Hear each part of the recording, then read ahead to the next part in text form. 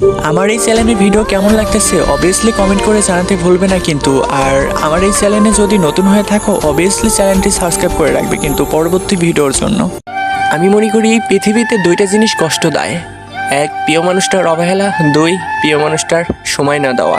একটু ভুলের কারণে নয়, একটু ভুল বোঝাবুঝির কারণে মানুষ তার প্রিয় মানুষজনকে হারায়। এই জীবনে কিছু শিখতে হয় মাথা নিচু করে, আর যদি বাঁচতে হয় তাহলে মাথা উঁচু করে। আমি মনে করি যে ভালোবাসার মানুষের অবহেলায় কারো জীবন ধ্বংস করার জন্য যথেষ্ট। সত্যিকারের ভালোবাসা তো সেটাই যেখানে সম্মান, ভালোবাসা আর পবিত্রতা থাকে।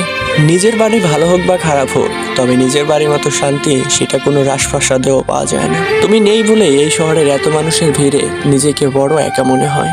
হারানোর ভয় তো সেই বেশি পায় যে সত্যিকারের ভালোবাসে। আগের মতো সবকিছুই আছে, তুমিও আছো আমিও আছি, শুধু নেই সেই আগের মতো ভালোবাসা।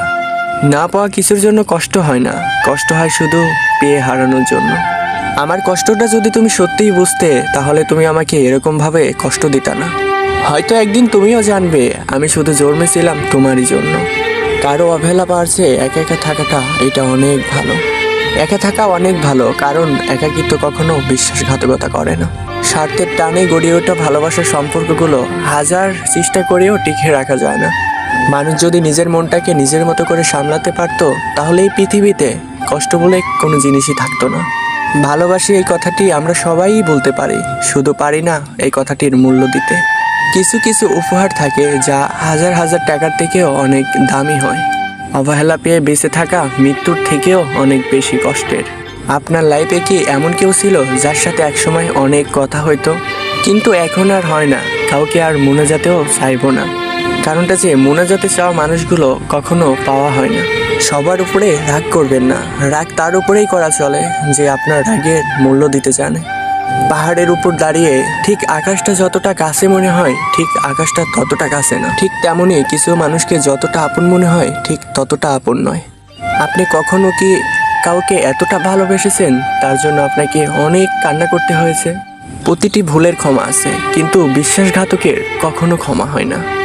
আজ আমিও ভালো থাকা শিখে গেছি, তবে অভিনয় করে।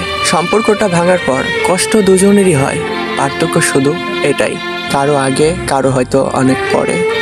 যার সাথে রাগ করে বেশিক্ষণ থাকা যায় না তার সাথে সবচেয়ে বেশি রাগারাগি হয়।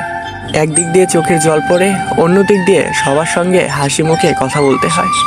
সবাই ভাবে অনেক সুখে আছি, কিন্তু সুখটা আসলে ভিতরের নয়, বাহিরের। অল্পতে কেঁদে ফেলানো কিছু মেয়ে যেমন সহজ সরল হয়, ঠিক তেমনই অল্পতে কেঁদে ফেলানো কিছু মেয়ে ছলনাময়ও হয়। ভালোবাসার জন্য শুধু বারবার তারাই পরাজিত হয় যারা সত্যিকার ভালোবাসার জন্য লড়াই করে যায়। ভালোবাসা মানে শুধু রূপের ঝলক না, ভালোবাসা মানে একে অপরের প্রতি সম্মান, বিশ্বাস, আত্মবিশ্বাস। একেই ভালোবাসা বলে, যেটা সবাই পায় না এবং দিতেও পারে না। আর যারা পারে তারা অনেক ভাগ্যবান। হাজারটা স্বপ্নের মধ্যে একটা স্বপ্ন পূর্ণ করে থাকাটাই একেই মধ্যবিত্ত বলে। হেরে গেছি কিন্তু এখনো হার মানিনি, ঠিক এই মনোবলটাই আপনাকে আপনার লক্ষ্যের কাছে নিয়ে যাবে। তোর সাথে কথা বলতে বড্ড ইচ্ছা হয়, কিন্তু তোর সাথে কথা বলার অধিকারটা যে হারিয়ে ফেলেছি। চরিত্রহীন ব্যক্তির কখনো ভালোবাসা থাকে না, মিথ্যাবাদীর মাঝে কখনো মানবতা থাকে না।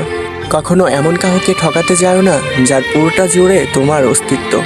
তাকে ঠকানো মানে তুমি নিজেই ঠকে যাওয়া।